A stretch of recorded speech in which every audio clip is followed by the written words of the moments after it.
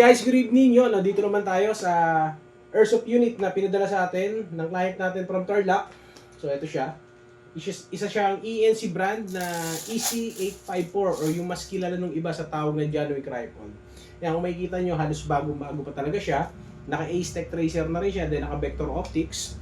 At yun lang, ang tayong gagawin lang naman natin dito is papatasin ng FPS. Kasi ang FPS niya is, ito guys, FPS check natin yung unit from Tarlac. So, for upgrade din to. Bago natin gawin, check muna natin yung FPS using 0.20. Yan. 427 FPS.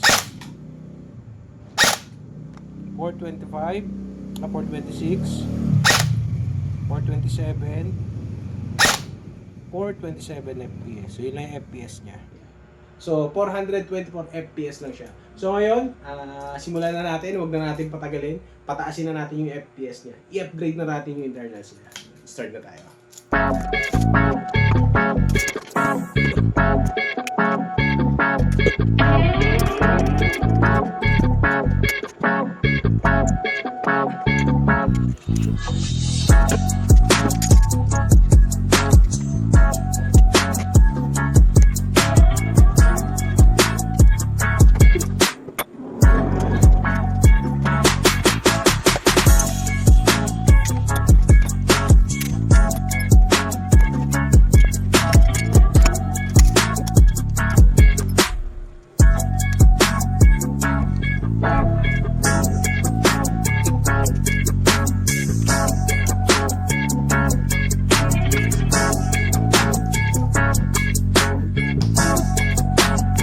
Guys, lipat natin yung camera para mas makita.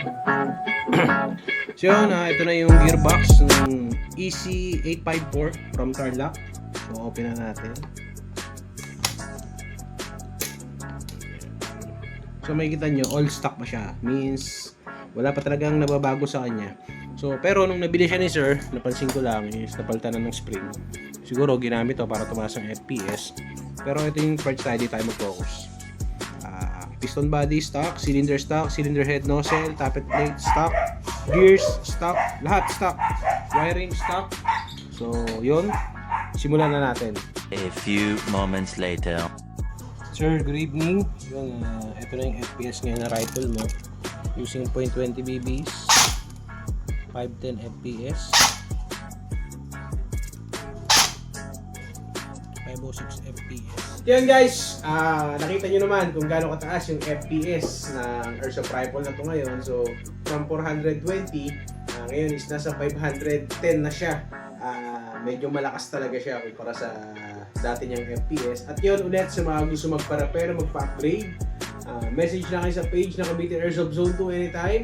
So sa inyo lang yung mga picture or video ng mga airsoft unit na gusto nyo ipagawa or ipa-upgrade. Then, pag-usapan po natin. So, kahit anong airsoft yan, gas blowback pistol, gas blowback rifle, AEG, ano pa ba, bolt action sniper rifle, gumagawa tayo niyan. Then, sa mga naka-ETU na may problema, sa gusto magpa-set, magpa-upgrade, yun, message lang kayo. So, yun lang po. Maraming salamat.